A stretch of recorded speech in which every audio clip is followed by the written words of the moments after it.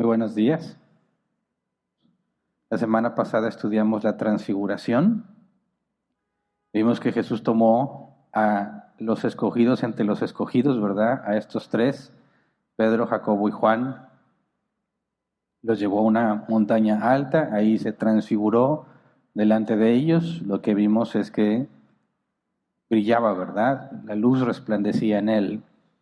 Y decimos, ese no es el milagro, que la luz resplandeciera desde como él, como foco, sino que lo haya mantenido oculto. Y digamos que cuando él dejó brillar su luz, cesó del milagro que estaba sucediendo, que mantiene oculta su verdadera apariencia.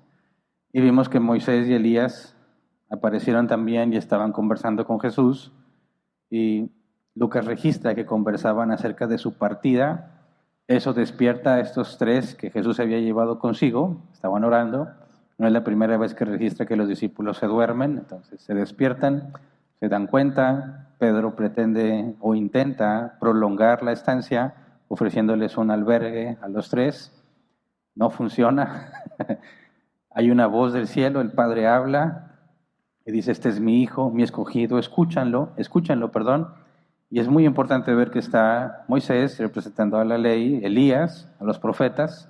Vemos que la última profecía del Antiguo Testamento, en Malaquías, se habla específicamente de Moisés y de Elías.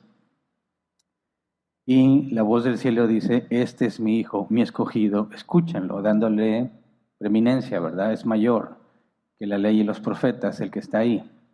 Luego Moisés y Elías desaparecen, Jesús oculta de nuevo su luz y les pide que no digan nada hasta que resucite.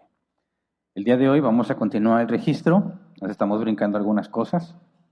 Vamos a ver la entrada triunfal de Jesús, que me parece que este es uno de los eventos importantes, donde nos deja ver un poco de lo que habíamos estudiado sobre los tres oficios de Cristo.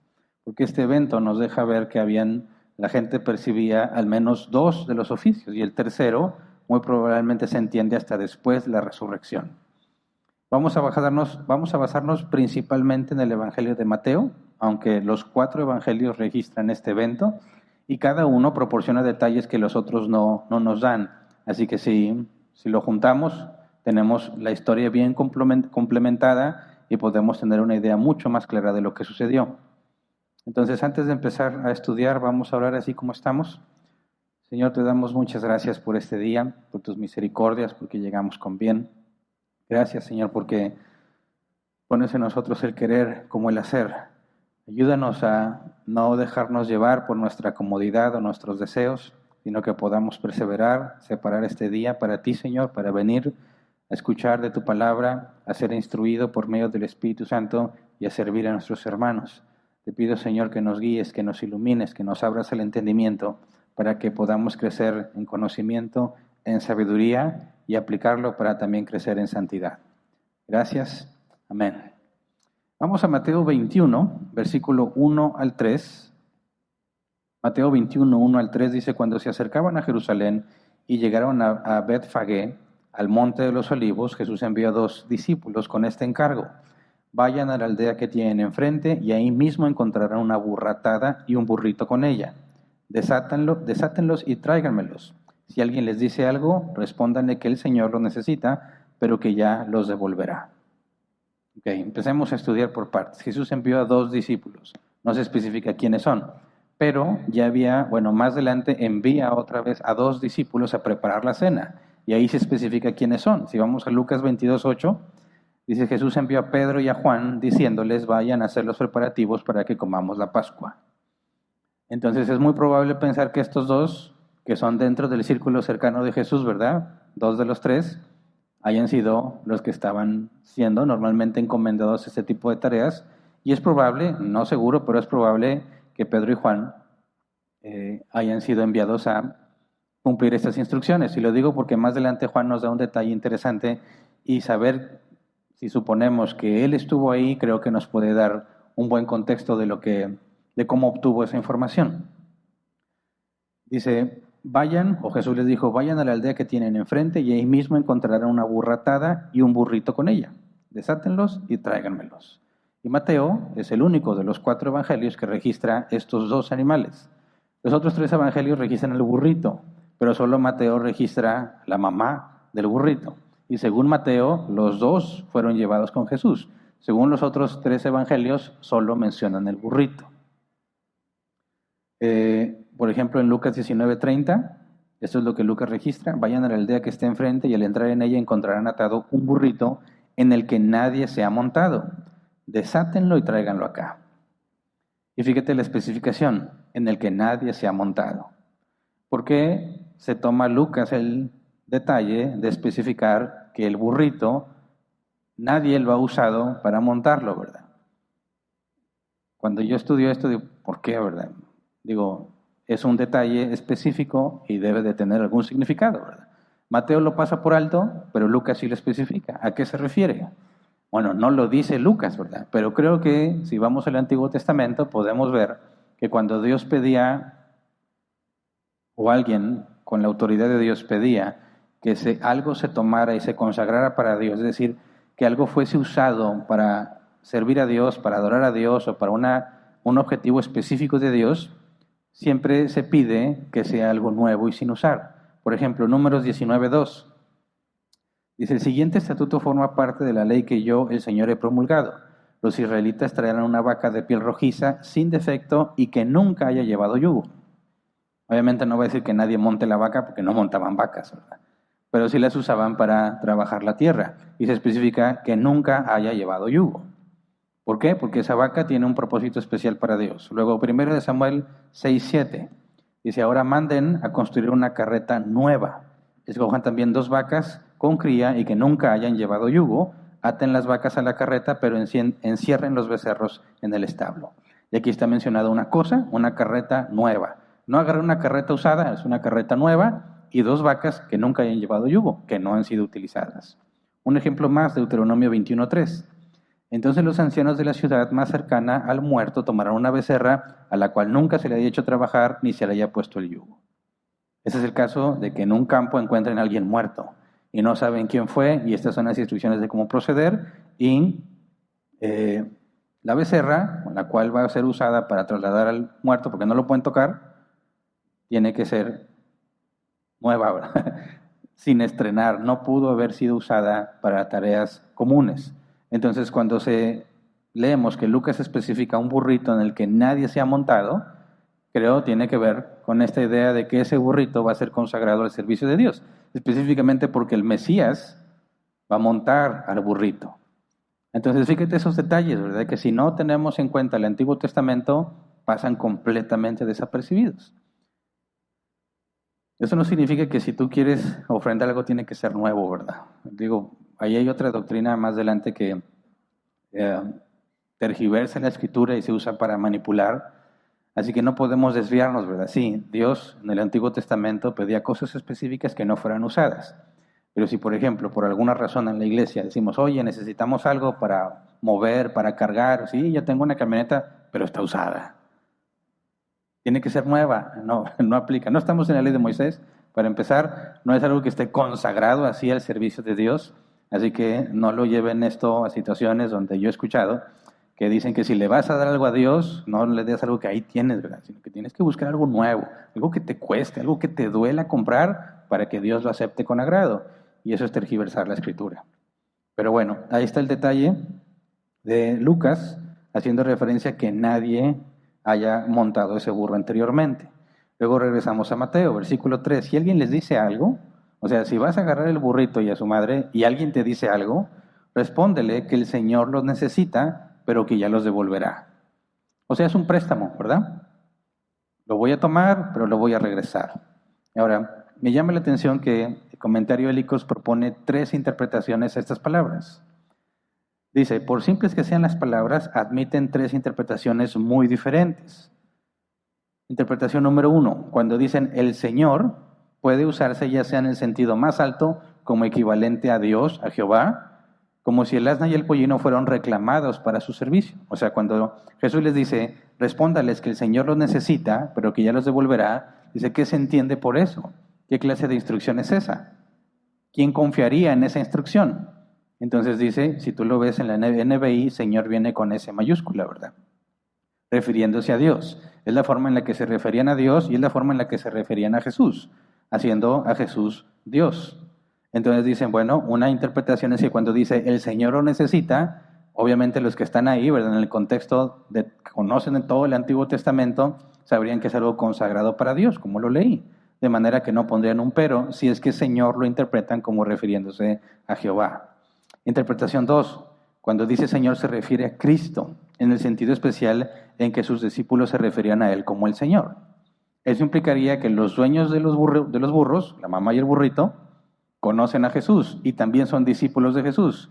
Y entienden que cuando les dicen, probablemente Pedro y Juan, el Señor los necesita, esa es una tarea especial que Jesús encomendó, ¿verdad? Estos serían discípulos y entenderían por qué a Jesús le llaman Señor. Tercera posible interpretación. Dice, como señalando a Jesús, pero solo en el lenguaje que todos los hombres reconocerían y sin ninguna pretensión especial, más allá de ser el maestro, a quienes los discípulos consideraban como su Señor. O sea, personas que no tienen nada que ver con Jesús, no son discípulos de Jesús, pero saben que ellos son discípulos de Jesús y que lo ocupan para alguna tarea. Ahora, son tres posibles según este comentario. Yo encontré otro comentario que decía que se refiere, el Señor lo necesita, está haciendo referencia a una autoridad como si Jesús fuese el rey, y como el rey es dueño de todo, pues no se lo niegas al rey. Y puede haber más interpretaciones. Pero sabemos que cuando estudiamos la Biblia y leemos un versículo, decimos, puede haber varias aplicaciones del versículo. Por ejemplo, como hizo el pastor Ismael, habla del Salmo 1, dice, se refiere a Jesús, ¿verdad? Es el único varón que nunca anduvo en consejo de malos ni se ha sentado en silla de escarnecedores. Es el único que puede cumplir al pie de la letra lo que dice ese salmo. Pero también hay una aplicación a nosotros porque somos llamados a ser imitadores de Jesús, ¿verdad? Y podemos encontrar los beneficios de deleitarte en la ley del Señor, ¿verdad? Que no andas en esos caminos. Y aunque un versículo pueda tener distintas aplicaciones, solo hay una interpretación correcta, ¿verdad? Hay una intención por la cual Dios escribió esto y nuestra tarea es llegar ahí, pero a veces es muy complicado, como en este caso. ¿A cuál se refiere? Hay un poco de información más adelante que me hace concluir que la interpretación correcta podría ser la 2, pero no podemos estar seguros. Como quiera, este no es un tema central, ¿verdad? El por qué los dueños de los burros los prestaron sin problema, podemos atribuírselo a muchísimas cosas, algo tan simple como para decir Dios los persuadió y ya, ¿verdad? No habría ningún problema para Dios el hacer eso. Pero bueno, les dice, quien les diga algo, respóndanle que el Señor lo necesita, pero que ya los devolverá. Y Lucas, Mateo no, pero Lucas registra que el burrito fue encontrado tal como Jesús lo dijo. Lucas 19, 32 al 34. Dice, fueron y lo encontraron tal como él les había dicho. Cuando estaban desatando el burrito, los dueños les preguntaron, ¿por qué desatan el burrito? El Señor lo necesita, contestaron. Y no hubo problema, ¿verdad? Se los llevaron. Pero fíjate, Jesús adelantó lo que iba a suceder. ¿Cómo hizo eso? Ya estudiamos las dos naturalezas de Cristo, ¿verdad? Y vimos que Jesús era humano, verdaderamente hombre, también era verdaderamente Dios. Y las dos naturalezas no se mezclan, no se confunden. No era un semidios ni un superhombre. ¿Cómo le hizo Jesús para saber exactamente lo que iba a pasar? Bueno, no hay ningún problema en que la naturaleza divina le comunique información a la naturaleza humana, pero sigue siendo humano como nosotros, pero sin pecado, dice la Biblia. Dios, el Espíritu Santo, Jesús, o la segunda persona de la Trinidad, es el mismo Dios, ¿verdad? Y así como Dios hablaba con los profetas, lo divino a lo humano, Jesús en sus dos naturalezas también puede la naturaleza humana recibir información de la naturaleza divina, no lo hace omnisciente. Así que no se vayan a confundir con eso. Jesús les da una muestra de que Él es más que un hombre, pero no deja de ser hombre ni es un superhombre, ¿verdad? También es Dios. Luego regresamos a Mateo 21, 4 al 5. Registra la intención de Jesús al enviarlos por el burrito. Mateo 21, 4 al 5 dice, esto sucedió para que se cumpliera lo dicho por el profeta. Digan a la hija de Sión, mira, tu rey viene hacia ti, humilde y montado en un burro, en un burrito, cría de una bestia de carga. Esta es la profecía, no la cita literalmente. Los comentaristas piensan que lo dijo de memoria, pero hace referencia a Zacarías, capítulo 9, versículo 9 al 10. Zacarías 9, 9 al 10 dice, alégrate mucho, hija de Sión, grita de alegría, hija de Jerusalén. Mira, tu rey viene hacia ti, justo, salvador y humilde. Viene montado en un asno, en un pollino, crío de asna. Destruirá los carros de Efraín y los caballos de Jerusalén. Quebrará el arco de combate y proclamará paz a las naciones. Su dominio se extenderá de mar a mar, desde el río Éufrates hasta los confines de la tierra. Ahora, leer esta profecía, tenemos que considerar el contexto de ese burrito. Dice que viene montado en un burrito, ¿verdad? Y luego dice el versículo 10, destruirá los carros de Efraín y los carros de Jerusalén, los caballos de Jerusalén. Hace referencia a que viene montado en un burrito, pero luego va a hacer guerra. Y hay algo curioso, porque en el contexto cultural, lo que se acostumbraba en aquel entonces, históricamente hablando, es que un rey no va a la guerra en un burro. Va a la guerra en caballo. Y de hecho tenemos la referencia en Apocalipsis 19:11, hablando de Jesús. Dice, luego vi el cielo abierto y apareció un caballo blanco. Su jinete se llama Fiel y Verdadero. Con justicia dicta sentencia y hace la guerra. Esa es la venida de Jesús. Entonces la entrada a Jerusalén es en un burrito, pero se habla de que va a hacer guerra. Y en aquel entonces dirían, está confuso. Nadie va a la guerra en un burro. Y yo estuve buscando cuáles eran las costumbres de los burros y dicen, según algunos comentaristas, que no necesariamente era algo vergonzoso, ¿verdad? Que había personas que tenían burros bien, ¿verdad? Que los describen, vi algún historiador egipcio, algún registro egipcio que describía al burro como un piel muy sedoso, muy suave, el burro color ratón. Hace la comparación entre el color del pelo del burro y de los ratones. Y decían que eran más los burros de los reyes o de la gente adinerada eran más grandes y más fuertes que los comunes, y obviamente pues por la alimentación y los cuidados. Y era normal trasladarse en burro, pero nunca para ir a la guerra. Ahora eso es importante porque la profecía habla que viene en un asno, en un burrito, pero también que va a hacer guerra, y todos en aquel entonces lo interpretaron como eventos cronológicamente seguidos, continuos. Cuando venga el Mesías a Sión, que se ha identificado como Jerusalén, va a ser la guerra. Esa era la expectativa del Mesías en aquel entonces, basada en la profecía. Pero el problema es que viene en un burro, y sí va a ser la guerra. Nosotros ya, después de Cristo, ¿verdad?, de su muerte y resurrección, entendemos, dado que en Apocalipsis dice que vendrá en un caballo a hacer la guerra, pero llegó a Jerusalén montado en un asno, entendemos la profecía, ¿verdad? No está hablando de eventos cronológicamente continuos. Es algo que el Mesías hará, entraría a Jerusalén montado en un burrito, no para hacer la guerra, porque la guerra la hará cuando regrese de nuevo. Por eso se describe el caballo blanco. Ahí sí viene en un caballo blanco, no viene en un burrito. Pero nadie entendía esto, así que la gente, que vamos a ver que empieza a hacer mucho alboroto, llega a la conclusión de que cuando el Mesías llegue va a haber guerra. O sea, van a ser librados de los romanos, pero no es así. Entonces, podemos decir, como Juan dice, Juan 12:16, al principio sus discípulos no entendieron lo que sucedía, solo después de que Jesús fue glorificado se dieron cuenta de que se había cumplido en él lo que de él ya estaba escrito. ¿Te fijas? Ellos tampoco entendían qué estaba pasando, lo del burrito y la profecía, y sobre todo la reacción de la gente. Y eso nos lleva a una pregunta que voy a hacer más adelante sobre Jesús, cuál era la reacción de Jesús ante todo lo que estaba pasando. Pero entonces vemos que Jesús se encarga de cumplir la profecía. Ordena, bueno, ustedes dos vayan, me traen al burrito y a su madre. Según los otros, nada más el burrito. ¿Para qué? No se lo traen, pero vamos a ver que ponen sus mantos encima y Jesús va a entrar a Jerusalén montado. Jesús tiene en la mente cumplir la profecía, ¿verdad? Mateo 21, 6 al 7. Los discípulos fueron e hicieron como les había mandado Jesús. Llevaron la burra y el burrito y pusieron encima sus mantos sobre los cuales se sentó Jesús. ¿Ok? Ellos asumen que el burro es para montarlo, ¿verdad? No van a poner cargas en él. El maestro, a lo mejor ya se cansó, va a querer seguir.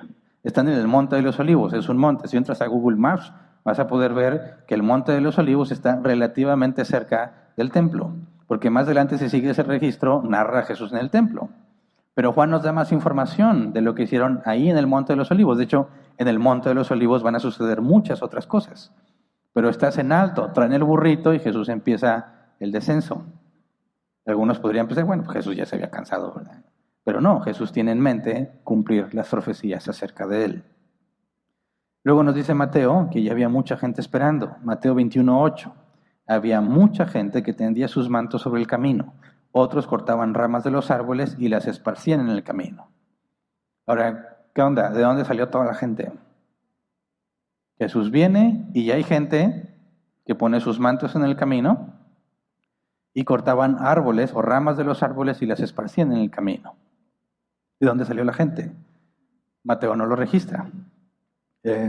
Marcos y Lucas tampoco lo registran, pero Juan sí. Y Juan nos da el contexto para entender cómo estaba toda esa gente ahí. Vamos a Juan 12, versículo 1 al 2. Dice, 6 días antes de la Pascua llegó Jesús a Betania, donde vivía Lázaro, a quien Jesús había resucitado. Allí se dio una cena en honor de Jesús. Marta servía y Lázaro era uno de los que estaban a la mesa con él. Si tú ves Google Maps, Betania y Betfagé están pegaditos y luego el Monte de los Olivos. Cuando Mateo dice que llegaron a Betfagé, omite el punto de que llegaron a Betania primero y que había una fiesta en honor de Jesús, una cena en honor de él. Y ahí está Lázaro, el que Jesús había resucitado, y que todos supieron que Lázaro resucitó, ¿verdad? Versículo 9, Juan 12:9. Mientras tanto, muchos de los judíos se enteraron de que Jesús estaba allí y fueron a ver no solo a Jesús, sino también a Lázaro, a quien Jesús había resucitado. Y ahí empieza a tener sentido. ¿De dónde vino toda esa gente? Bueno, la fama de Jesús se extendió al resucitar a Lázaro. Y le dicen, va a haber una fiesta donde van a estar Jesús y Lázaro. Ahora, por lo que veo, eran como las fiestas de rancho, ¿verdad? ¿Quién ha ido a una fiesta de rancho? Levante su mano. Muchos. ¿Cuál es la característica de las fiestas de rancho? Que no requieres invitación, ¿verdad? Tú nomás caes. Y algunos se equivocan, hacen fiesta aquí, piensan que están en el rancho y caen sin avisar, ¿verdad? Y dice, oye, ¿cómo aceptas tanta gente sin invitación? Porque si matas una vaca, hay bastante para darle de comer a todo el mundo. De hecho, en mi experiencia y lo que me han contado, dicen que hasta tienen que decirle a la gente, llévate comida, a pesar de que todo el pueblo fue, es tanta la comida que todavía se llevan para su casa. Entonces, fíjate, tú oyes el rumor de que Jesús resucitó a Lázaro y dicen, van a dar una fiesta en la casa de Lázaro y ahí va a estar Jesús, ¿te la pierdes? Por supuesto que no. Por supuesto que no. ¿Comida gratis?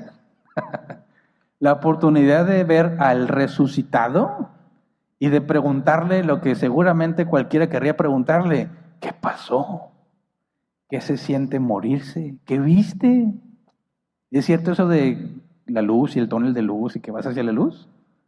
¿Qué pasó? Imagínate las historias que podría contar Lázaro. Capaz que Lázaro dijo, no supe nada. Es como si estuviera dormido. Pero no, sabemos que la Biblia habla del estado intermedio. Así que muy probablemente Lázaro podía dar información muy interesante y aparte ver a Jesús ahí.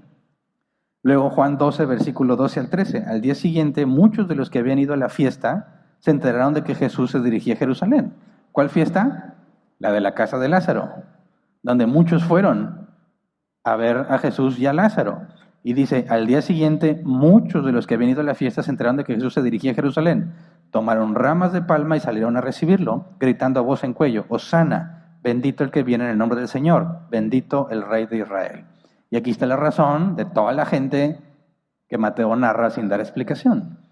Y es por eso muy importante entender que los 4 evangelios están escritos en perspectivas diferentes y que eso no es un problema, al contrario, es de mucha ayuda porque lo que Mateo no registró y no nos da información, otro de los evangelios sí nos la da. Y podemos tener una historia o una narrativa mucho más robusta y completa y desde perspectivas diferentes. Así que el hecho de que haya 4 evangelios diferentes en ninguna manera prueba o implica que es falso.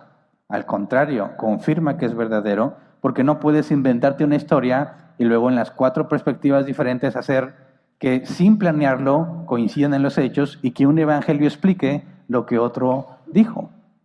Coincidencias no planeadas, le llaman algunos, donde un evangelio u otro libro de la Biblia te permite entender lo que otro escribió, aunque no fue intencional, y eso confirma que el registro es fidedigno. Entonces, regresando a Mateo, decía, tendían sus mantos sobre el camino, otros cortaban ramas de los árboles y las esparcían en el camino. Ahora Juan especifica que eran hojas de palma, ¿verdad? De aquí viene la tradición del Domingo de Ramos. Aunque no se especifica qué día era, puede llegarse a una buena conclusión de que probablemente era domingo. ¿Pero qué es esto? Tendían sus mantos sobre el camino, otros cortaban ramas de los árboles y las esparcían en el camino. ¿A qué se debe esto? Comentario Hélicos dice, este fue un acto reconocido de homenaje a un rey. Por ejemplo, Jehú, cuando los oficiales del ejército de Israel lo escogieron como su gobernante, caminó sobre las vestiduras que extendieron bajo sus pies. Comentario de Hélicos hace referencia a 2 de Reyes 9:13. Dice, dicho esto, todos se apresuraron a tender sus mantos sobre los escalones a los pies de Jehú. Luego tocaron la trompeta y gritaron, ¡viva el rey Jehú! Entonces, ¿qué está haciendo la gente? Nadie organizó a la gente. ¿Cómo ves si cuando llega Jesús nos preparamos, hacemos una recepción y lo tratamos como rey? No, la gente por iniciativa propia, después de haber estado en la fiesta de Lázaro en honor a Jesús, de haber escuchado todo eso, de ver el resucitado, acuérdense que en aquel entonces nadie podía decir, ya no creo. Digo, sí había escépticos, pero ¿cuál era la forma en la que comprobabas que algo había pasado? Según la ley de Moisés, con 2 o más testigos. Y cuando Lázaro resucitó, había muchos testigos. Así que era un hecho innegable. Desde que a mí se me hace que lo están falsificando. No, con que hubiera 2, y nada más, y las puras 2 hermanas de Lázaro ya lo tienes. Pero ahí está Jesús y todos los demás. Así que era un hecho innegable. Todos podían decir, es verdad, Jesús resucitó a Lázaro. Y luego ven que viene en un burrito. ¿Qué concluyen?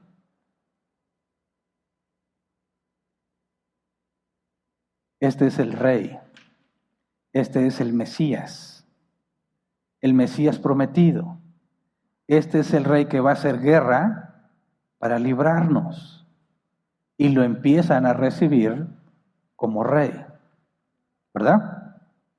Dice el comentario Bengels, era costumbre entre los judíos y otras naciones antiguas manifestar su alegría pública cortando las ramas de los árboles. No entiendo por qué, ¿verdad? Quizás para hacer alboroto, no sé, pero era la costumbre. Comentario Pulpit. Juan particulariza que las palmeras se usaron en esa ocasión, pero había abundancia de olivos y otros árboles, de los cuales se podían cortar o arrancar ramas y hojas para adornar el camino del Salvador. La gente parece haberse comportado en esta ocasión como en la fiesta de los tabernáculos, impulsada por el entusiasmo a la acción no premeditada. O sea, no fue planeado, no fue premeditado, se llenaron de emoción al ver a Jesús, al ver lo que había sucedido, constatar lo que había sucedido con Lázaro, todo el historial de milagros que tiene Jesús. Para ellos es claro, este es el Mesías y debe ser nuestro rey. La gente gritaba de alegría, Mateo 21:9. Tanto la gente que iba delante de él como la gente que iba detrás gritaba, Hosana al Hijo de David, bendito el que viene en el nombre del Señor, Hosana en las alturas. Hosana, la palabra que se nos traduce como Hosana es así literalmente Hosana. Bueno, viene un acento, no sé si se pronuncia así, pero es Hosana. El diccionario Jeff lo traduce así. Debe entenderse como salva ahora o por favor salva. Comentario Hélicos dice, la palabra era un imperativo hebreo que se debe traducir así, sálvanos, te suplicamos. Pues imagínate la escena. Jesús llega y tienes a toda la multitud. Hay una conmoción, todos están moviéndose, arrancando árboles, poniendo los mantos, y todos le gritan, sálvanos, te lo rogamos. ¿Qué implica que la gente pida salvación a Jesús? Pero algunos dicen, la Biblia dice que Dios no rechaza un corazón contrito y humillado. Entonces podrían, dicen algunos, no es mi opinión, de hecho considero que está equivocada, dicen, todos ya eran salvos, porque todos lo reconocieron como su Señor y su Salvador. Y eso es lo que dicen algunos que requieres para salvarte, que reconozcas a Jesús como tu Señor y Salvador. Entonces dicen, bueno, si eso es lo que tienes que hacer y todos estos están diciéndole, sálvanos, te lo suplicamos, lo están reconociendo como su Rey, entonces concluyen, todos ya eran salvos, pero es un error y lo vamos a demostrar con la propia Escritura. Lo que está pasando aquí es una conmoción en toda la gente. Y Jesús, que nunca había aceptado que lo trataran así, ahora lo permite. ¿Cuál es la reacción? ¿Puedes imaginar la reacción de Jesús ante la tal situación? ¿Está feliz? ¿Está alegre? Mateo 21, 10 al 11. Cuando Jesús entró en Jerusalén, toda la ciudad se conmovió. ¿Quién es este?, preguntaban. Este es el profeta Jesús de Nazaret de Galilea, contestaba la gente. Conmovió, la palabra griega se debe traducir agitar o sacudir. Hay un alboroto en todo Jerusalén. Y hay mucha gente llegando para la Pascua, así que había bastantes personas. Mucho alboroto. Toda la ciudad se conmovió. Dice Juan 12, 17 y 19, la gente que había estado con Jesús cuando él llamó a Lázaro del sepulcro y lo resucitó de entre los muertos seguía difundiendo la noticia. Muchos que se habían enterado de la señal realizada por Jesús salían a su encuentro. Por eso los fariseos comentaban entre sí, como pueden ver, así no vamos a lograr nada. Mira cómo lo sigue todo el mundo. Los fariseos están molestos. ¿Por qué? Porque Jesús enseña y contradice lo que ellos enseñan y Jesús no tiene las credenciales que ellos otorgan, ¿verdad? Si lo quisiéramos poner en nuestros tiempos, dirían, ¿Jesús ni estudió en un seminario bíblico? Ni siquiera es estudiado, o sea, de repente sale con que su interpretación es la correcta. Nosotros no le dimos ningún certificado, no tiene ningún papel que diga que él es Mesías oficial, no sé cuál sería el título ahí. No estudió con ninguno de nosotros, no lo reconocemos porque todos tenían que ser enseñados por ellos. Entonces Jesús es un extraño que viene y dice, este nos va a meter en problemas, porque aparte sabemos históricamente el conflicto con los romanos. Ya tienen un rey establecido por los romanos. Piensa, ¿qué puede pasar con los romanos cuando ven que a Jesús lo reciben como rey? Eso puede generar serios problemas. Entonces los fariseos quieren desprestigiar a Jesús y se dedicaron todo el ministerio de Jesús a tratar de tenderle trampas para tener de qué acusarlo y nunca pudieron. Pero dicen, mira, todo el mundo se va atrás de él. Es tanto el movimiento que los fariseos se frustran, ¿verdad? No hay nada que podamos hacer en contra de este hombre porque la gente lo sigue. Pero para ellos son ignorantes los que siguen a Jesús. Es una multitud de gente ignorante, no preparada. Los reconocidos como Nicodemo, que dice que se acercó a Jesús de noche para que no lo vieran, y Nicodemo dice, nadie puede hacer las cosas que tú haces a menos que venga de Dios. Pero los fariseos dicen, no es de nosotros, no le dimos las credenciales, nosotros somos el Sanedrín, o sea, somos los escogidos, los descendientes, los que continuaron lo que sucedió allá en el Sinaí, y nosotros somos la voz de Dios aquí, y Dios no me dijo nada, este hombre es un farsante. Fíjate el razonamiento para que no cometas el mismo error. La Biblia es clara, Dios usa a quien le plazca, y puede ser incluso que una burra hable para enseñarle a alguien algo que debe de aprender en ese momento si no hay nadie más a disposición. Entonces, si Dios puede usar una burra, no te sorprende que Dios use una persona aunque no tenga las credenciales que esperas. Entonces, dicen, este es el profeta Jesús de Nazaret de Galilea. Y aquí tienes que reconocen el segundo oficio. Lo están reconociendo como rey, dicen, pero es profeta. 2 de los 3 oficios. Rey, profeta y sacerdote, es el tercer oficio. Pero para entender el sacerdocio de Jesús, lo tuvieron que entender hasta que Jesús les abrió el entendimiento, ¿verdad? Después de resucitar. Pero la gente está diciendo, tenemos un rey profeta. Este es el Mesías. Pero no están, yo entiendo, la gente habla de un profeta como cualquiera, ¿verdad? Como Elías, como quien quieras del Antiguo Testamento. Pero ya estudiamos que sí, Jesús era profeta, pero un profeta es el vocero de Dios, es el que comunica lo que Dios ha dicho. Pero en el caso particular de Jesús, él mismo es Dios. Así que es un profeta sin igual, ¿verdad? No se compara a ningún otro profeta. El profeta habla de la palabra de Dios. Jesús es profeta y él es la palabra de Dios. Ahora lo reconocen como rey, pero no como David, ni como Salomón, ni como cualquier otro rey. Porque un rey, si tú ves el Antiguo Testamento, es alguien ungido por Dios para gobernar. En el Nuevo Testamento, y vas a Romanos 13, habla de que son autoridades establecidas por Dios para frenar el mal, para castigar al malvado. De manera que un rey es alguien que está establecido por Dios y no es independiente de Dios, da cuentas a Dios y está en nombre de Dios para poner orden. Pero Jesús es Dios. No está puesto por Dios para esa tarea. Él mismo es Dios y Él mismo es rey. Por eso es rey como ningún otro hombre puede ser. Pero la gente no entiende eso.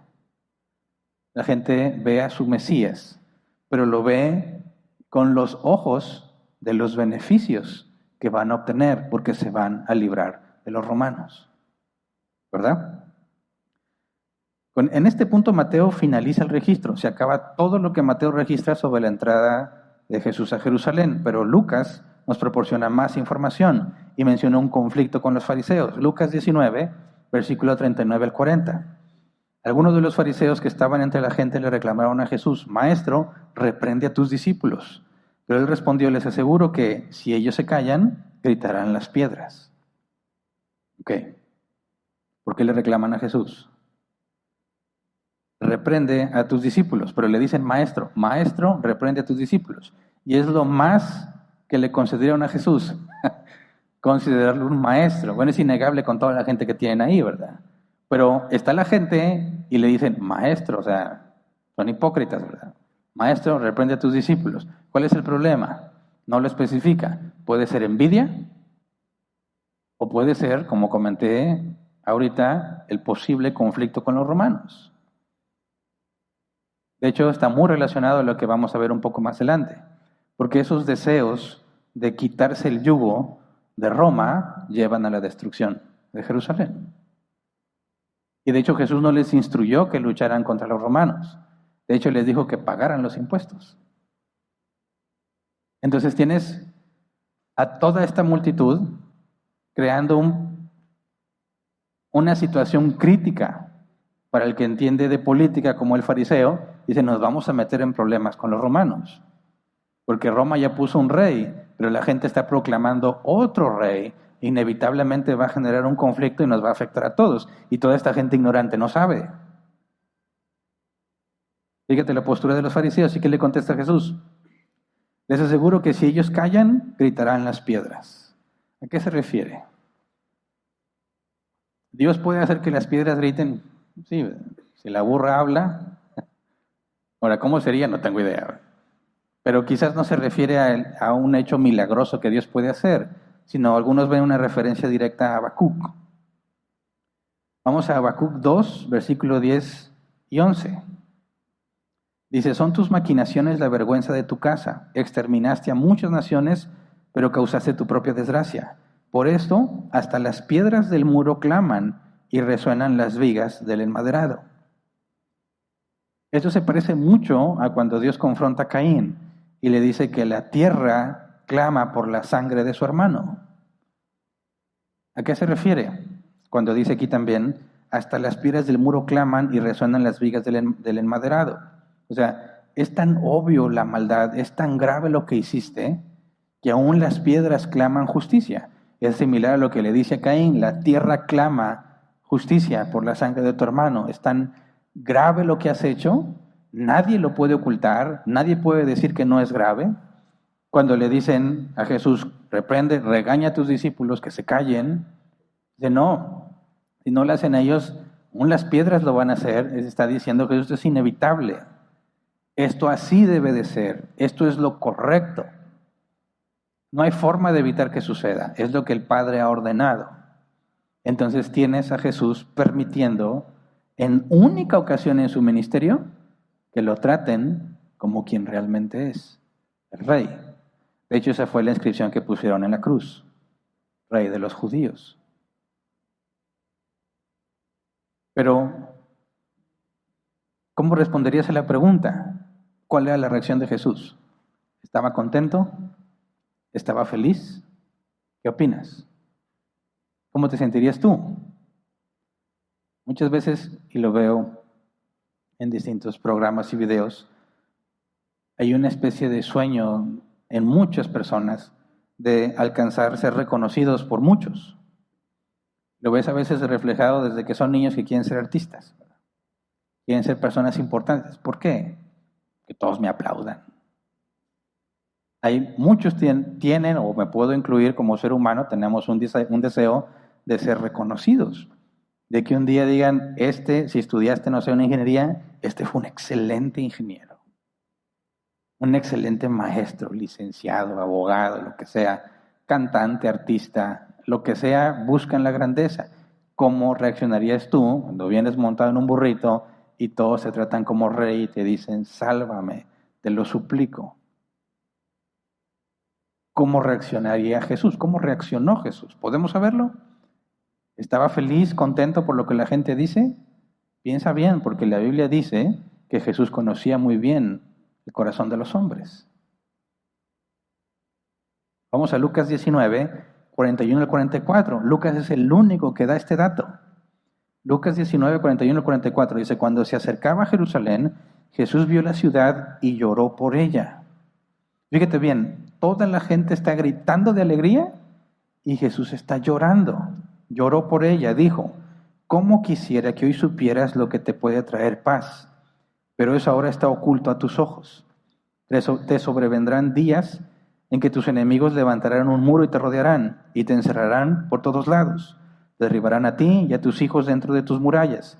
No dejarán ni una piedra sobre otra porque no reconociste el tiempo en que Dios vino a salvarte. ¿Cómo que no reconociste el tiempo en que Dios vino a salvarte si todos le están gritando, sálvanos? ¿Cómo es posible que una persona le esté gritando a Jesús, sálvame, y al mismo tiempo no reconoce qué es lo que lo puede salvar? ¿De qué está hablando Jesús? Jesús está hablando de algo muy similar a lo que pasó en Juan 6, después de alimentar a los 5,000. Juan 6, 25 y 26. Dice, cuando lo encontraron al otro lado del lago, le preguntaron, Rabí, ¿cuándo llegaste acá? La multitud lo seguía. Había alimentado a los 5,000, luego se fue, la gente, al amanecer vio que Jesús ya no estaba, lo empezaron a buscar, luego lo encontraron y le dicen, ¿cuándo llegaste acá? Todos lo están siguiendo.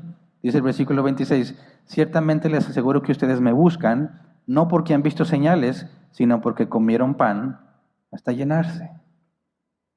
¿Qué significa eso?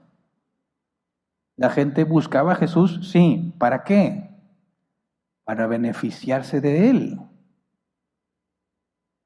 Toda la multitud en Jerusalén está gritando, sálvanos, te lo rogamos. ¿Pero por qué? Porque quieren beneficiarse de él. Haznos libres, Jesús. No me interesas tú, Jesús. No entiendo quién eres ni nada, pero tú me puedes ayudar.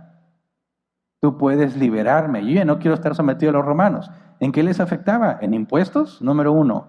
2, los soldados romanos tenían por ley la capacidad de que si iban ellos llevando sus cargas, podían decirle a cualquiera de los subyugados, a cualquier israelita, judío, llévala tú.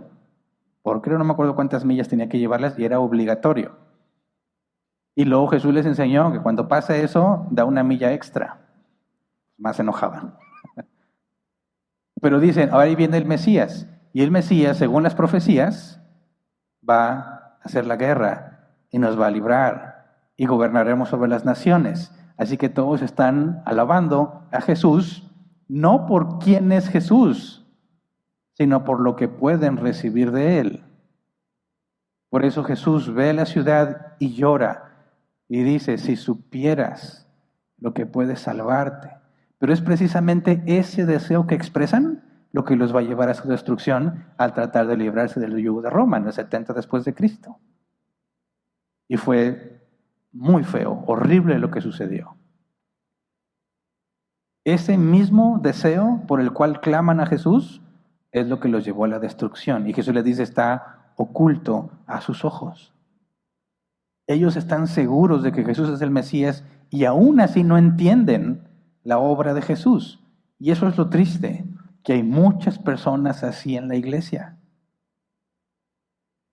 Hay muchas personas así que buscan a Dios. ¿Por qué estás buscando a Dios? Porque tengo necesidad, porque mi matrimonio está deshecho, porque necesito un trabajo, porque no sé qué hacer con mis hijos, etcétera, etcétera, etcétera. Dicen, ¿qué tengo que hacer? Tienes que buscar a Jesús. Ah, bueno, entonces voy a venir. ¿Y qué más tengo que hacer? Pues tienes que hacerte miembro, pues me hago miembro. Y luego tienes que servir, pues le echo ganas. Pero están aquí no por quién es Jesús, sino por lo que esperan recibir de Él. Y tú puedes estar 100% persuadido y convencido de que Jesús es Dios y al mismo tiempo no eres salvo.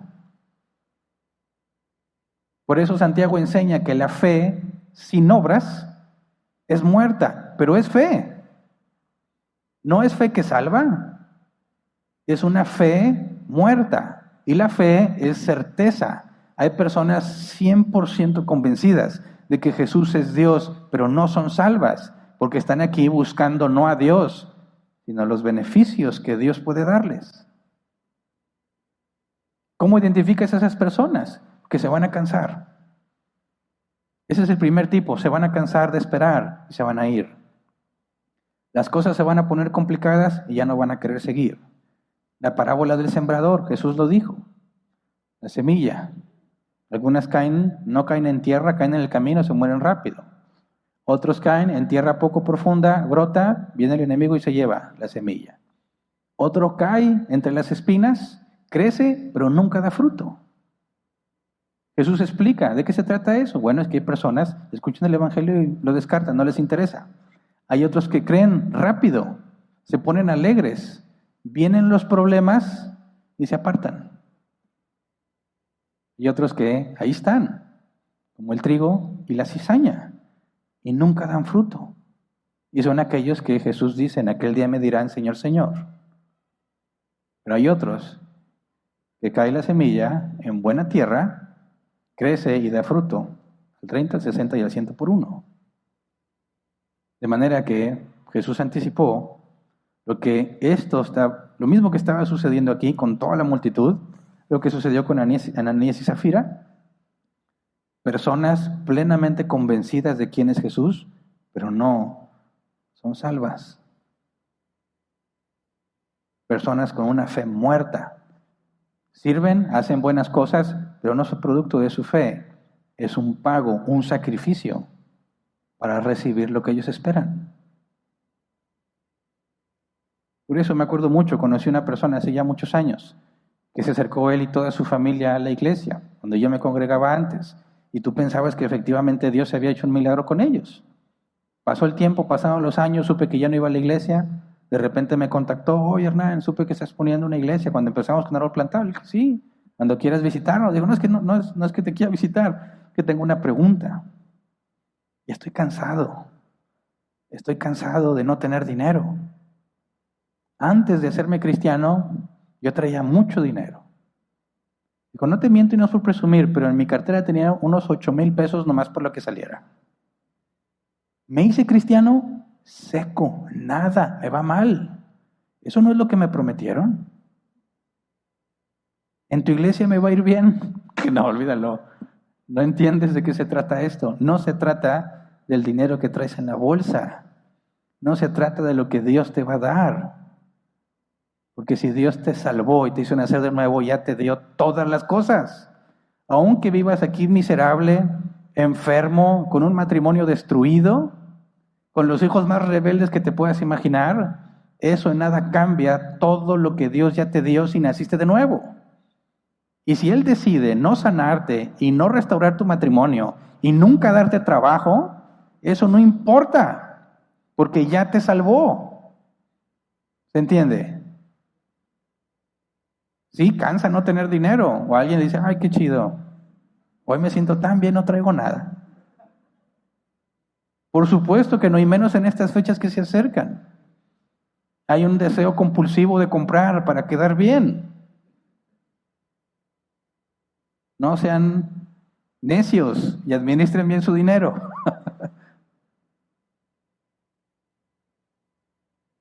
Pero es muy peligroso pensar que Dios te va a hacer feliz en esta vida, te va a dar la sanidad que necesitas, te va a dar el trabajo de tus sueños, va a restaurar a tu familia. No, nada de eso está asegurado. Lo importante es que ya te regeneró, te declaró justo, puso su justicia en ti y eres coheredero del reino venidero, no del reino de Satanás. Así que los cristianos se esfuerzan, sufren y padecen y se sienten agradecidos. Esos están locos. ¿Cómo te vas a sentir agradecido si mira cómo te va? Es que no me siento agradecido por cómo estoy, sino por lo que ya hizo por mí. Esos son ovejas de Cristo, que entienden qué es lo que Dios ya hizo, independientemente de cómo te vaya a ir en esta vida. Fíjate, las multitudes seguras, confiadas, y Jesús llora por ellos. No entiendes, no entiendes. Te amas a ti mismo nada más. Pretendes usar a Dios para obtener lo que tú quieres. Dios no puede ser burlado. No puedes incluirlo en tus planes para que te vaya bien. Un post que vi hace tiempo, supuestamente de cristianos. No olvides de incluir a Dios en tus planes para que se cumplan. Y se sienten contentos y lo comparten. Es que bárbaro.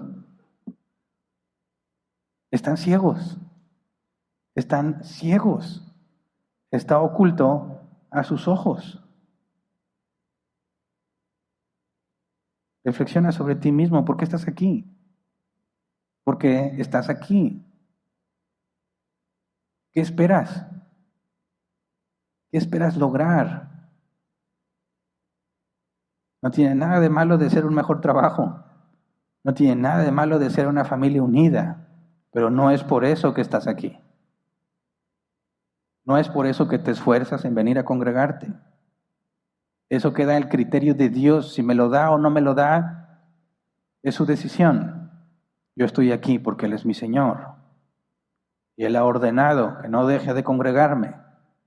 Y que los dones que me dio los use al servicio de los demás.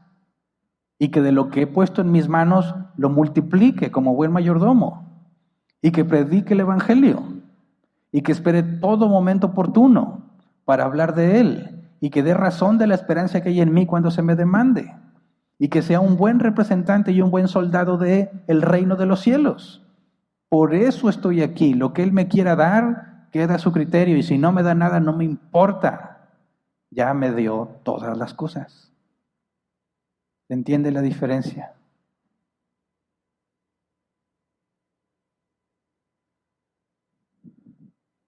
Tal vez estás aquí porque quieres algún milagro, alguna restauración, y tal vez te lo conceda Jesús. Yo he visto que lo hace. He visto personas venir porque tienen necesidades graves. He visto que Dios les suple y he visto que se van. Como los leprosos. 10 leprosos le pidieron a Jesús que los sanara. Jesús les dijo, vayan, preséntese al sacerdote, cumplan los requisitos de la ley. En el camino quedaron sanos. 9 se fueron felices, solo 1 regresó. Y cuando regresó Jesús dijo, ¿dónde están los otros 9? De esos 10 que recibieron el milagro, solo 1 fue salvo. También recibieron el milagro los 9, pero de nada les sirve. Porque el propio Jesús dijo, más te vale entrar sin un ojo o sin una mano al cielo que con el cuerpo entero al infierno. Así que examínate. Todos tenemos problemas, todos tenemos necesidades, pero no es por eso que estamos aquí. Estamos llamados a resistir. Hay una garantía, vendrán días buenos y días malos. Eso es lo que dice la Escritura. En los días buenos, no te olvides que los malos vienen. A veces se tardan mucho en llegar y se nos olvida, pero llegan. Y entonces dices, ¿por qué no hice cuando tenía? ¿Por qué no guardé cuando podía? ¿Por qué no hice esto en los días buenos y ahora estoy sufriendo y batallando en los días malos? Pero en los días malos es cuando valoras los buenos. Es cuando te acercas a Dios y te humillas de nuevo y reconoces que lo necesitas, porque se nos olvida que Él es el proveedor. Y concluimos que somos muy buenos para hacer dinero. Somos muy buenos para hacer negocios, somos gente capacitada y me puedo ir mejor. Necio, no tienes nada que Él no te haya dado. Y dicen, entonces, ¿para qué estudio? ¿Para qué me esfuerzo? ¿No entiendes? Descansamos en Jesús porque estamos tan llenos de errores que no merecemos nada. Pero Él no te da según tu capacidad, te da según su gracia y su misericordia.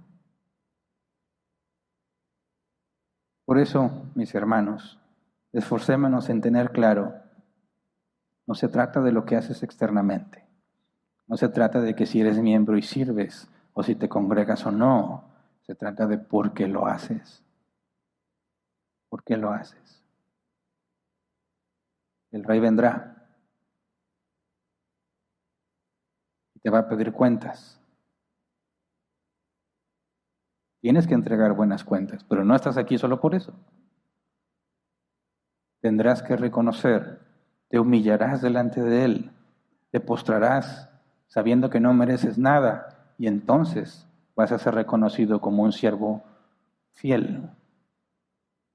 Pero el que diga, yo hice esto, yo hice el otro, mira todo lo que invertí, será puesto en el lloro y crujir de dientes. Son las palabras de Jesús, que no entiendes que no se trata de ti. Así que sobre todo en estas fechas, seamos sabios.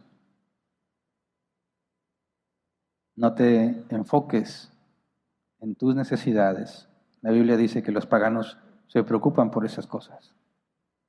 Sabes que tu Padre sabe que las necesitas. Busca primeramente, dice la Escritura, el reino de Dios y su justicia. Lo demás vendrá por añadidura. Eso no significa que no te vas a esforzar, porque el reino de Dios implica esfuerzo, implica excelencia, implica responsabilidad, pero no es por eso que vas a recibir lo que necesitas, es por añadidura. Tú te esfuerzas en glorificar a Dios en todo lo que haces y Dios decide qué te da y qué no te da. No lo haces para recibir algo, lo haces para glorificarlo a Él. Por eso el cristiano no debe dejar de esforzarse, tenga o no tenga, funcione o no funcione, le reconozcan o no lo reconozcan, no importa, no lo hago por mí ni para un beneficio, lo hago para mi Señor. Fue lo que dijo Pablo, todo lo que hagan, háganlo como para el Señor y no como para los hombres. Así que la entrada triunfal de Jesús, aunque Él permite que lo traten como rey, Él reconoce que nadie de los que están ahí entiende quién es Él. Y dentro de poco veremos que toda esa multitud se vuelve en su contra y pide que lo maten, que lo crucifiquen. Eso nos da una idea de lo que sucederá en el juicio. El lloro y crujir de dientes, el crujir de dientes está relacionado en el contexto en odio. No son personas que suplicarán, son personas que odian a Jesús. Lo alaban y luego lo odian. Se muestra su verdadera naturaleza. Y vamos a ponernos de pie y vamos a orar.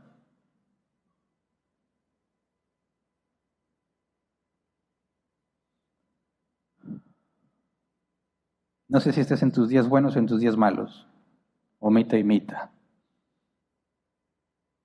Pero estas fechas son reconocidas como fechas problemáticas. Fechas donde la gente se deprime mucho. Fechas de muchos suicidios. ¿Por qué? Si es cuando más dinero hay. Por eso. Porque quieres vivir una vida que no tienes. ¿Quieres aparentar algo que no eres? ¿Quieres complacer a alguien y no puedes? No puedes comprar lo que quisieras, no puedes tener. Ves que otros tienen más. Ves otras familias y cómo está la tuya. Ves otros con sus parejas, tú no tienes, etcétera, etcétera. Y empiezan a compararse. Todos empiezan a compararse y se deprimen. Si eres un hijo de Dios, sabes que Dios no nos trata igual a todos, pero Él nunca es injusto. Y hay días buenos y días malos. Hay quienes van a recibir aguinaldo, quienes no van a recibir. Hay quienes les va a ir muy bien económicamente y otros que empieza su crisis. Y eso en nada debe cambiar nuestra gratitud. Esa es la parte difícil de ser cristiano. Esa es la parte que el mundo no entiende. ¿Por qué sigues siendo cristiano y mira cómo te va? A mí me va mejor. ¿Y eso qué? Ser cristiano no se trata de eso. Así que examinémonos y rogámosle al Señor que ponga el querer como el hacer y que vivamos conscientes de quién es Él y quiénes somos nosotros. Vamos a orar. Señor, ten misericordia de nosotros, que nos olvidamos, dependemos de ti, nos olvidamos que todo es por gracia, nos olvidamos que nuestro cuerpo, nuestro corazón, nuestra mente juega en nuestra contra. La carne es opuesta al espíritu. Engañoso es el corazón, dice tu palabra, pero a veces, Señor, nos convencemos que porque nos sentimos bien, porque las cosas están bien, porque no me siento culpable, significa que estoy haciendo las cosas bien. Líbranos de nosotros mismos, Señor. Ayúdanos a ser jueces justos con nosotros mismos, que podamos profundizar en nuestros deseos, en nuestras intenciones y encontrar que tú eres nuestro Salvador. Que no importa que no hagas lo que esperamos, que no nos des lo que creemos que merecemos, que nos quites lo que creemos que tenemos derecho a tener, que permitas dificultad, Señor, que a pesar de todo eso podamos ver que tú no nos entregas a nuestros deseos. Que cuando nos proponemos hacer lo malo, nos castigas, nos reprendes, nos azotas, nos corriges, de manera que no sigamos ese camino. Señor, danos la evidencia de que somos tuyos. Danos la conciencia de nuestro pecado, que no merecemos nada de parte tuya, Señor. Ayúdanos a ver con tus ojos lo que tenemos, que todo es gracia, que no merezco nada de lo que tengo, sea mucho, sea poco, no merezco nada. Ayúdame, Señor, a tener contentamiento, a estar feliz con lo que tengo, a hacer las cosas para tu gloria, no para mi beneficio. Cueste lo que cueste, Señor. Ayúdame, ayúdame, Señor, a gloriarme en ti y no en mí, a depender de ti, Señor, y no de mi trabajo, no de mi negocio, a confiar en ti y no en mis decisiones. Ayúdame, Señor, que no esté ciego. Me has dado tu Espíritu Santo, Señor, la garantía, lo que me asegura que vendrás por mí, aunque yo muera, Señor. Dame la evidencia de tu Espíritu Santo en mi vida. Dale esa evidencia también a los que me rodean. Que no esté solamente yo seguro de que soy salvo, sino que los que me conocen, Señor, encuentren la evidencia de que soy tuyo, a pesar de mis defectos, a pesar de mis errores. Danos la capacidad de vivir descansando en ti. Ayúdanos, Señor, a mantenernos lejos de las corrientes de este mundo. Es tan fácil ser llevados por la corriente. Es tan fácil justificar nuestras acciones, incluso hacerlas parecer espirituales. Ayúdanos, Padre, a permanecer fieles en tu palabra, a no ser arrastrados por todo viento de doctrina, a no buscar maestros que nos digan lo que queremos oír. Queremos tu palabra, Señor, y solo tu palabra. Ayúdanos, Padre, te lo rogamos en el nombre de Jesús. Amén. Pueden sentarse. Pasemos a la sección de preguntas, si es que las hay. Dedicaremos 15 minutos como máximo a tratar de responderlas.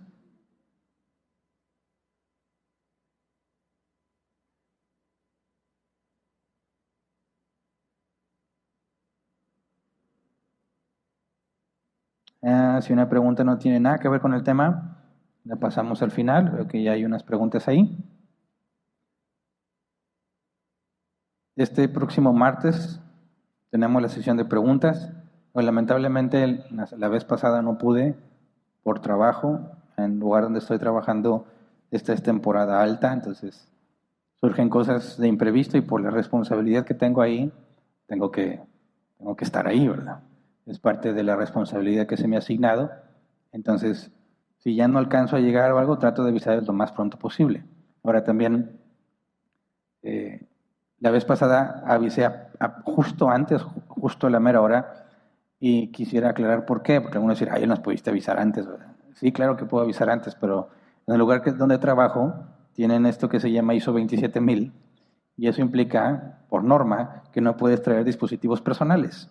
Así que no tengo mi teléfono y no puedo hacer uso de mi teléfono en todo el tiempo que yo esté ahí, hasta que salga de las instalaciones. Entonces, si me mandas un mensaje, no lo voy a leer hasta que salga de ahí. En esa ocasión, tenemos a las 7 p.m., hora de México, la sesión de preguntas y respuestas, y creo que es a la hora que estaba saliendo yo de mi lugar de trabajo, y hasta ese momento me puedo conectar para avisar, por eso no lo pude hacer con tiempo.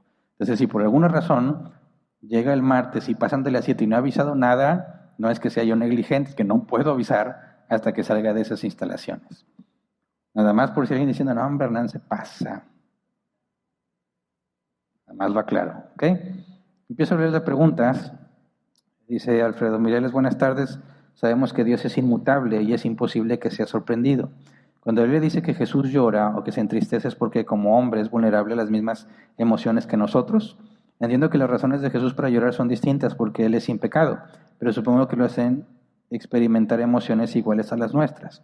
Mira, en su naturaleza humana está sujeto a las mismas emociones que nosotros, pero sin tendencia al pecado. Pero incluso si entendemos el lenguaje antropomórfico de la Biblia, vemos que también Dios tiene emociones. Dice, no contristéis al Espíritu Santo, que mora en vosotros o que habita en ustedes. De manera que esto de las emociones no es algo exclusivo del género humano. Vemos que también los ángeles, dice el libro de Job, regocijaban, ¿verdad?, cuando Dios estaba poniendo los cimientos de la tierra. Así que los ángeles también tienen sentimientos. Y si nosotros somos a imagen y semejanza de Dios y Él tiene emociones, por ejemplo la ira, y nosotros reflejamos de forma muy deficiente la ira de Dios ante la injusticia, podemos ver que no es propio al género humano. Ahora, en su naturaleza humana, pues Jesús padeció hambre, ¿verdad? Antes del Calvario vemos que estaba angustiado, él mismo dijo hasta la muerte, sudaba chorros de sangre. Si Dios lo permite, más adelante estudiaremos con más detalle eso, qué implica o por qué. Pero vemos que estaba sujeto a las emociones, pero sin pecado, ¿verdad? Entonces, en el caso de Lázaro, que la gente estaba triste, Jesús lloró, ¿verdad? Un versículo muy claro. En este caso, al ver a Jerusalén, Jesús llora. Podemos decir, en su naturaleza humana, sí. Como lo experimentamos nosotros, muy similar. Nosotros, todo lo que hacemos está contaminado por el pecado.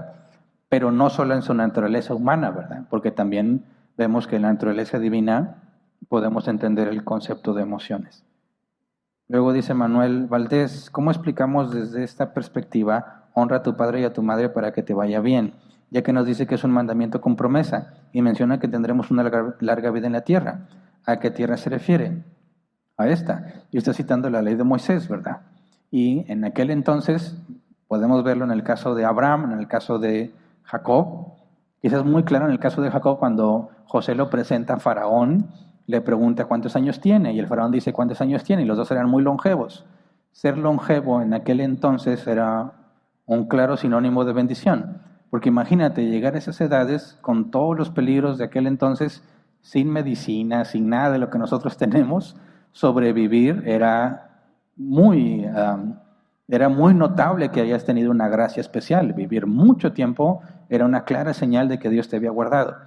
Pero eso no significa que hoy en día dices, bueno, como yo voy a vivir mucho, bueno, quiero vivir mucho, entonces voy a honrar a mi padre y a mi madre.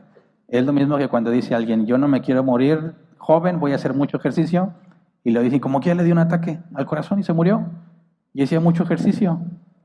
Y he escuchado que dicen, mira, yo fumo y tomo y estoy en mejor salud. ¿Ese de qué le sirvió hacer ejercicio? Lo mismo podría pensar algo, ¿de qué me sirvió honrar a mis padres? Si me voy a morir cuando Dios quiera. Por eso, ojo, no es una promesa de larga vida, ¿verdad? Está hablando del sinónimo cultural de la bendición de Dios. La Biblia dice claramente que Dios ya puso el límite en nuestros días y que nadie los puede pasar, no te puedes morir después ni antes. Y así como Dios dijo que tal día, tal hora, tal segundo, microsegundo, nanosegundo, todo lo que tú quieras medir, también ordenó el medio por el cual vas a morir. Entonces, no hay, es decir, si tú honras a tu padre y a tu madre, como que ya te vas a morir cuando Dios dijo, ¿verdad? No es que Dios diga, bueno, Hernán, pues tú te ibas a morir hoy, pero veo cómo tratas a tu mamá y a tu papá y te voy a dar unos 15 años más. No. Hay que entenderlo en su contexto. Hay bendición en honrar a nuestros padres, sí. ¿Por qué? Como el concepto de Shalom, cuando obedeces a Dios, te ahorras muchos problemas y te va bien, ¿verdad? Hacer las cosas que agradan a Dios te facilita la vida en muchos temas y sentidos. En otros te las complica, ¿verdad? Cuando vas contra el mundo por hacer lo correcto, pero cuando te ahorras problemas y dificultades, experimentas el concepto de la paz de Dios, el Shalom, que proviene de una obediencia y rectitud. Pero aún si tú lees el libro de Job, aunque él era considerado recto y justo, como quiera, le fue mal, ¿verdad? Así que eso está a criterio de Dios. De que entendamos, honrar a tu padre y a tu madre sí te va a ahorrar muchos problemas, te va a dar una vida mucho más agradable, pero eso no significa que entonces tienes que vivir más o que te tiene que ir mejor que los demás. Cuando hablamos de estas generalidades, hay que tomarlas en cuenta en su contexto, ¿verdad? Y son todas las preguntas, ¿verdad? Muy bien. Seguro fui bien claro y los que están en la casa viendo se quedaron dormidos en la cobija, ¿verdad? Es la explicación más clara que puedo ver. Bueno, entonces, llegó otra, se despertó. No, no es cierto. Dani Leal, buenas tardes. Sobre las personas que tienen fe pero no tienen obras, ¿cómo pueden tener fe y no ser salvas si se considera que es un don de Dios para salvación? Sí, es que por eso Santiago distingue entre la fe viva y fe muerta, ¿verdad? Y fíjate cómo menciona él, la fe que proviene de Dios, o sea, es la fe que va acompañada de obras. Pero tú puedes tener fe, no la fe que salva, sino puedes tener fe en muchas otras cosas. Por ejemplo, viene el Mundial de Fútbol, ¿cuántos le tienen fe a su equipo de México? Van a decir muchos. Es más, hasta se compran su boleto y se van para allá y le tienen fe al equipo. Están bien seguros que le va a ganar, que es Polonia, ¿no? Lo que sigue, algo así. No sé mucho de fútbol, vi el anuncio nada más. Y tienen mucha fe en el equipo. Yo lo he visto con otros que son más aficionados y dicen que arman su porra para echarle las buenas vibras al equipo.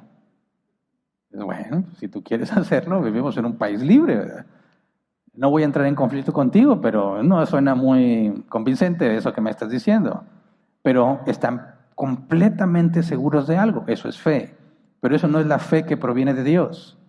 La fe que proviene de Dios viene acompañada de obras que demuestran la regeneración, ¿verdad? Dios no te da fe y no te hace nacer de nuevo. Dios te da fe y el nuevo nacimiento, juntos, en el mismo instante, de manera que la fe salvadora la reconoces por sus obras. Es lo que Jesús dijo, al árbol lo conoces por sus frutos. Entonces, ¿cómo puede tener alguien fe y no tener obras? Porque esa fe es una fe natural, ¿verdad? Es una fe común al género humano. La fe que proviene de Dios para salvación está demostrada por la regeneración y las obras que acompañan al regenerado. Sus motivaciones, sus deseos, sus obras, todo es transformado. ¿Nos acompaña el pecado todavía? Sí, lamentablemente, pero eres una persona totalmente diferente. Entonces, así es como sabes cuál es la fe verdadera y cuál es la fe falsa. Muchos aseguran ser cristianos y no lo son. Piensan que porque están seguros de quién es Jesús, ya cuenta como ser salvos, y lo que estudiamos hoy demuestra que no. Siguiente, Gustavo Carrillo. Buenas tardes, pastor. Dios lo bendiga. Gracias. ¿Cómo explicamos que Dios y los ángeles tienen emociones? Pues no. Bíblicamente no sabemos. De hecho,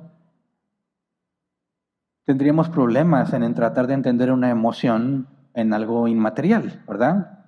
Porque nosotros podemos pensar en algunas emociones como por ejemplo el miedo. ¿Alguien ha visto una película de terror últimamente? Nosotros teníamos muchos años que no íbamos, fuimos a ver al cine una. No da miedo, pero cuando sale ahí saltas. Y es inevitable, ¿verdad? Aunque tú dices, algo va a pasar, y pasa. Ya sabía que iba a pasar y como quiera te impacta, ¿verdad? Ni le crees a lo que está pasando, pero el ser inesperado te asusta. Esa es una emoción. Y decimos, es inevitable. Pero si te fijas, hay factores externos que materialmente hablando es un sonido muy fuerte, algo que no me esperaba y entonces digo, hay una emoción. Pero no me he puesto a pensar lo suficiente ni leído al respecto cómo explicas una emoción cuando no hay algo material. Aunque Pablo enseña que el cuerpo terrestre es uno, de las aves, de los peces, de los animales, y el cuerpo celeste es otro, el de los ángeles, también es un cuerpo el que ellos tienen, pero distinto al de nosotros, y no lo conozco, no tengo idea cómo ellos experimentan emociones. Ahora, Dios, ¿cómo experimenta emociones? No tengo la más mínima idea. No tendría ni cómo por dónde empezar para tratar de entenderlo. Escapa a mi capacidad, y quizás al género humano, la capacidad del género humano. Pero un día le voy a preguntar a Jesús a ver qué me explica. Entonces, no hay forma, puesto que la Biblia no lo describe, no hay forma de saber cómo entendemos ese proceso. De hecho, ¿cómo explicas emociones en un ser eterno, por el cual no pasa el tiempo? Para tener emociones como nosotros la comprendemos necesitas el tiempo. ¿Cómo Dios experimenta emociones? No lo sabemos, pero la Biblia habla así de Él. Entonces, hay misterios que espero un día podamos preguntarle directamente a Jesús. Siguiente, Gris Rivas. Muchas gracias por el mensaje de esta mañana. Gracias. No hay pregunta al respecto, solo gracias, bendiciones y pendientes para el martes. Ok, gracias. Y ya no hay más, ¿verdad? Muy bien. Bueno, entonces terminamos la sesión. Les recuerdo el martes, si Dios lo permite, estaremos con la sesión de preguntas y respuestas. Y si Dios quiere, el próximo domingo nos vemos para seguir estudiando sobre Jesús. Hay una